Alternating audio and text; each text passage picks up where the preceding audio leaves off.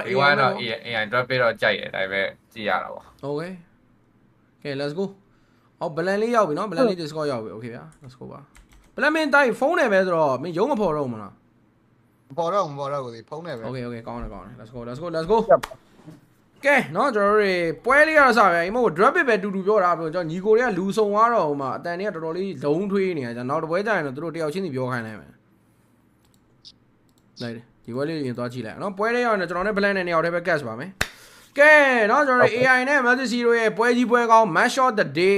ကျွန်တော်တို့ဒီပွဲစဉ်လေးရဲ့ game number 1လေးကတော့စပြီပဲပြောတယ် bro Hichi thank you ပါတင်ပါတယ်เนาะကျွန်တော်ဒီဘက်မှာတော့ Basia Jungle နဲ့တော့ပွဲထွက်လာတယ်ဒီဘက်ကနောက်ဆုံး last bit ace ball ကတော့တော်တော်လေးတော့အဲ့လိုမျိုးအထာကြတယ်ပေါ့နော် buff လဲ buff ပေးထားတဲ့ hero ဒါကိုကြည့်ချင်းအဖြစ်တော့ link တွေတော်တော်လေးစာလုပ်တဲ့အပိုင်းလေးကိုတော့မြင်လိုက်ရပါတယ်ဆိုတော့ဒီဘက်မှာတော့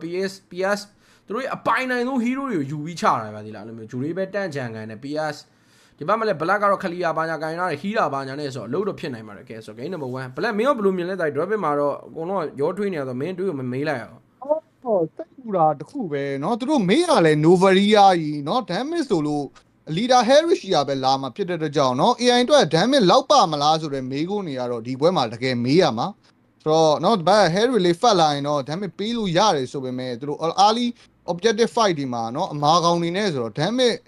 ဘလို့ထုတ်မလဲဆိုတော့တော်တော်ကြီးတော့မေးယူရမယ်ဗျ Okay ဆိုတော့ကိုလည်းအဲ့လိုတော့တွေးလိုက်သေးသေးလား Novaria ဘာညာနောက်ပိုင်းအဲ့လို identity ဘာတွေရလာမှာ damage များတဲ့ကောင်ဆိုတော့ early game target fight တွေဘာတွေမှာ PS ကထုဝင်ခံရမှာဒီလားဟိုဘက်ကဟုတ်တယ်ပြီးတော့เนาะဟိုဘက် last page ace ball ကြီးကလည်း buff ထားတာဆိုတော့เนาะမှာ off lane နဲ့မှာအစားတော်တော်ကြီးဆင်ပြေနေတာကိုမြင်နေရတယ်ဗျညဒီဘက်ကဗဒန်းဒီပိုင်းတော့ရင်းကြီးကြောက်စရာတိတ်မလိုဘူးပေါ့နော်ဒီဘက်မှာတာတင်နေနေကတော့အပေါ်လန်းနည်းနည်းလေးလိုနေသေးတယ်ကန်ရဲ့ join ကလည်းတွန်းနေသူပဲ jungle လေး AC ပြန်စားထားနေပဲပွဲလေးတော့အငိမ့်ဆော့နေတယ်ဗျဘယ်သူမှတော့အရင်ကြီး aggressive sensor နဲ့ jungle invade လုပ်တဲ့အပိုင်းတွေပိုင်းတော့နှစ်သင်းလုံးမှာလုံးဝမမြင်ရသေးဘူးဆိုတော့တာတင် fight လောက်ကြမှာပဲလှုပ်ရှားရှိမယ်ထင်ပါတယ် Zippy ကတော့ online မှာတော့ leader နဲ့ AC ပဲ by 1 ရှင်ထိန်းနေတယ်တာတင် battery ပိုင်းတော့တက်လာတော့မှမထင်ဘူးပေါ့နော်ဘိုးကြီးကလည်း level 4 chip နေနေတော့ level 10လောက်တော့လိုနေပါသေးတယ်ဆိုတော့ဒီ battery မှာတော့ maximum နေပါမယ်မထင်ဘူးဗျဟုတ်တယ်เนาะ goal lane တွေကတော့ easy fan တတဲကတော့ချမှာဒါပေမဲ့ join က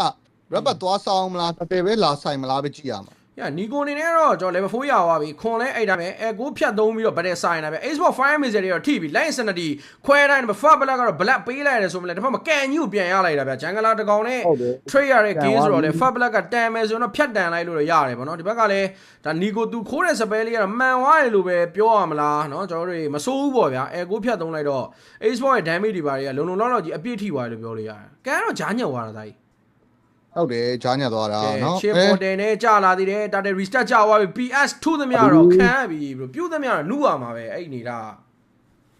ာဟုတ်ဒီမှာ teleport နဲ့ကြာလာတော်တော်ကောင်းသွားတာဘိုးရဲ့ AD ရတဲ့ timing နဲ့เนาะ PS ကတက်တယ်မှာတော်တော်ကြီးအချိန်ကြာနေတဲ့အနေထားဆိုတော့ကဲ tsunami slam လေးနဲ့တော့ Nico တော့တတ်ဖို့ကြိုးစားလိုက်တာအောင်မြင်သွားတယ် Oh my Jenny Astral recall လေးတစ်ချက်နဲ့ပ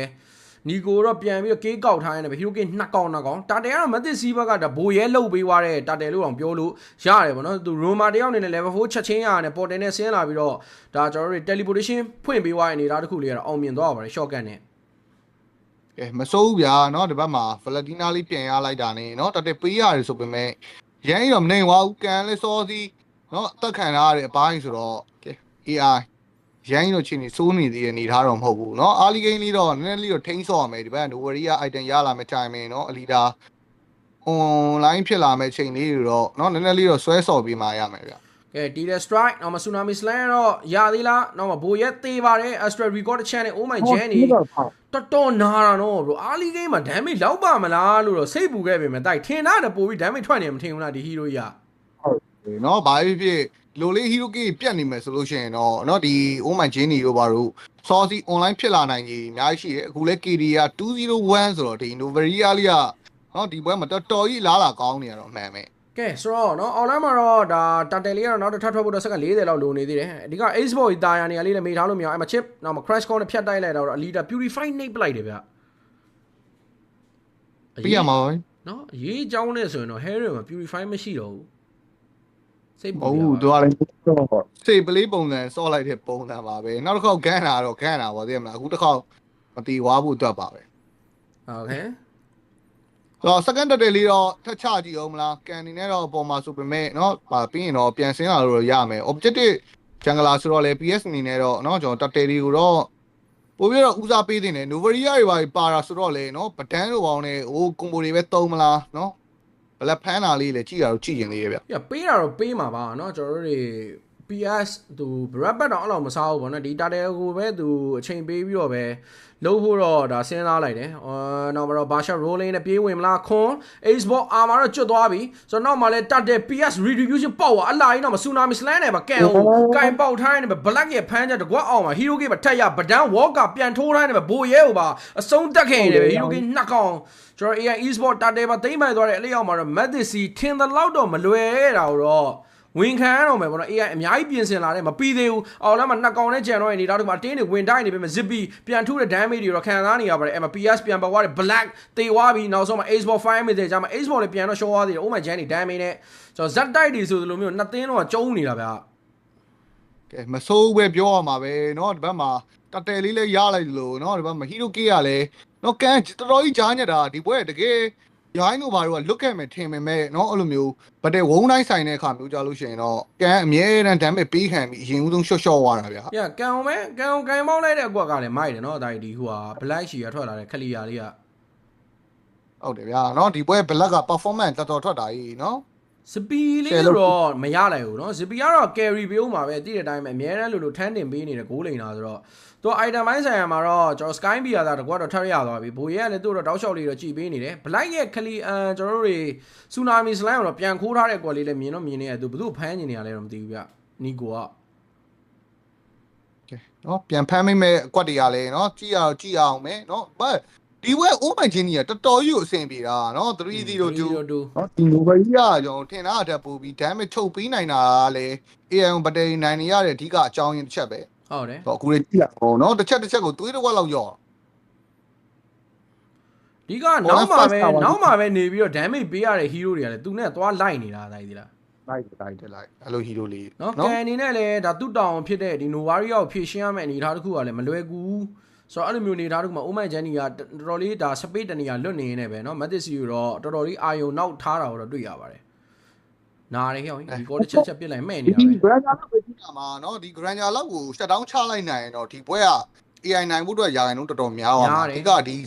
ီဟုတ်ပဲ Retribution PS ပဲရောက်တော့ပေါင်ဝိုင်းနေမှာတော့ join နေနေမလာတော့ဘူးအဲ့မှာလဲ con လိုက်စနတီခွဲပြီးတော့ပြေးသွားတယ်ဆိုမှနောက်ကတော့လိုက်လာသေးတယ် Flicker ခုံပြီးပြေးသည့်တိုင်အောင်လို့ Black Tsunami Slam နဲ့လိုက်ဖမ်းနိုင်တယ် Hero Kit တကောင်တော့အဆုံးသတ်ခဲ့တယ် Blue Bird တွေပါပြီပေါ့နော်ဆိုတော့ကန်အနေနဲ့သူ့ space အပြည့်တော့ယူနေတယ်ဒါပေမဲ့သူ battery ပါတော့ဒါသူ့ buff တွေပါပါသွားပြီဆိုတော့တီလာတော့မသိတော့ Tsunami Slam ပြန်ခိုးကင်ပေါက်တယ်နောက်မှ Black ပြန်ထွက်ထားသေးတယ်ပြန်မသေးသေးပါဘူးဆိုတော့ Zippy damage တွေလောက်ဖို့တော့ item တွေလိုနေတော့မယ် AI ကျွန်တော်တော်လေးကိုတော့ပြင်ဆင်လာတယ်လို့တော့ပြောရမယ်ပေါ့နော် bro ဟုတ်တယ်เนาะ AI ဆော့ပြနေတာကြီးဟာเนาะ Might the scene နဲ့ဆော့နေတာတော့မှเนาะတော်တော်ကြီးကို performance ထွက်တဲ့အနေထားเนาะဒီဘက်က black ဖမ်းပြီးတာကြီးကလည်းတော်တော်ကြီးကောင်းလို့ခုနကလည်းကန်ကဟိုတတ်ပေးရင်လို့တော့မဟုတ်ဘူးဟို chip teleport ခေါ်မှပဲသူကဆင်းလာမယ်ဆိုတဲ့ပုံစံနဲ့အပေါ်လန်းရောက်နေတာဆိုတော့เนาะဘတ်တရားတော့ကျွန်တော်တတ်ပေးလိုက်ရတယ်เนาะကျွန်တော်ဒီဘက် offlane Xbox ပေးလိုက်ရတဲ့အနေထားမှာเนาะကျွန်တော် AI ခုချိန်ကြီးကတော့အဆင်ပြေနေတော့မယ်သူတို့လိုချင်နေတဲ့လေလန်း mid tower လေးလည်းရတာဆိုတော့ user land ဆိုလို့ရှိရင်တော့ပေါ်လန်း first tower တစ်လုံးလောက်ပဲကျန်မယ်ဆိုတော့ online မှာမျက်စိကျနေတယ်နည်းနည်းလေးတော့ spare တွေပြီးတာစိုးသွားပြီဗျလီဒါဇာမဖိုးကြီးခင်းလိုက်တာဖြစ်တယ်လို့ကြီးခင်းလိုက်တယ်လို့ပဲကြီးတော့မကြီးပါဘူးဇာမဖိုးစောင်းနေတယ်နောက်မှာ portal ဖွင့်ပြီးတော့ black ကိုတော့အကုန်ပြေးအိန်းနေနေတာတခုမှာ black တေသွားမလား Tsunami Slam ပြန်ခိုးပြီးကင်ပေါက်ခံလိုက်နေတာတခုတော့ရတေဆုံးသွားပါပြီဒီဘက်မှာလည်း Xbox လည်းဆိုတော့ Oh Novaria ကိုကန်ရှာဖွေတွေးရှိသွားခဲ့တယ် bro shut down ကြီးဖောက်သွားပြီ bro ကန်စူဘူးခွဲသွားပြီနေငယ်သမျှတွေကိုတော့ဒီဘက် shut down ကြီးနဲ့တော်တော်ဒီကဘာဖြစ်သွားပြီပေါ့တယ်ဆိုလား AI နော်ဒီဘက်က chip ကိုနည်းနည်းလေးမေးရောလိုက်တာနဲ့နော်အဲ့ chip နဲ့ပြန်ခံရတာသူတို့ရဲ့အဓိကနော် main carry ဖြစ်နေတဲ့ Oh my Jenny ကိုပေးလိုက်ရတာကြီးကတော့နှစ်မျိုးကိုကောင်းဆုံးပဲ join ရလဲတိုက်သဘောပေါက်သွားပြီဒီလား Oh my Jenny မရှိတော့ရင် damage ကတော်တော်မလောက်တော့တာ AI မှာကနော်ဒီဘက် Herrick ကလည်းထက်ထဲဝင်ပစ်နေရတာနဲ့နော်အဲ့လိုမျိုးနောက်ကညှော်နေတဲ့ Oh my Jenny ကိုရှာတွေ့သွားလို့ရှိရင်တော့ AI တို့ကဗတဲ့ဆန်ရတာခက်ခဲသွားနိုင်တယ်ဗျာကဲဆိုတော့ position လေးပဲတစ်ချက်စိတ်ပူဖို့ရှိတော့တယ်ဗောနော် Oh my Jenny ခုနကလိုမျိုးဒါကန်နဲ့ထိတ်တိုက်သွားတွေ့တဲ့နေတာတခုမှ Ladify beat ဒီကဘယ်နှချက်မှတော့မနင်းတော့ပါဘူးတိုင်းမဲ့ Ladify beat တော့လိုမယ်3ချက်လောက်ဖြတ်နင်းလိုက်ရင်တော့ရိုးကျိုးသွားတော့တယ်ဟုတ်တယ်နော်ကဲဒီဘက်မှာတော့ lock join ကတော့ teleport နဲ့လာမှာဆိုတော့န ည်းနည်းလေးတော့စောင့်နေတော့မယ်အချိန်တစ်ခု ကဲဆိုတော့မတ်သစီเนาะကျွန်တော်လွယ်လွယ်နဲ့ငိမ့်ခမ်းမဲ့အသင်းမျိုးတော့မဟုတ်မနေခဲ့ဘူးဗောနော် AI အနေနဲ့ကတော့ဒီဘက်မှာလော်လေးကတော့စပြီးတော့ပဲလောက်တာနဲ့လုံနေပြီဆိုပေမဲ့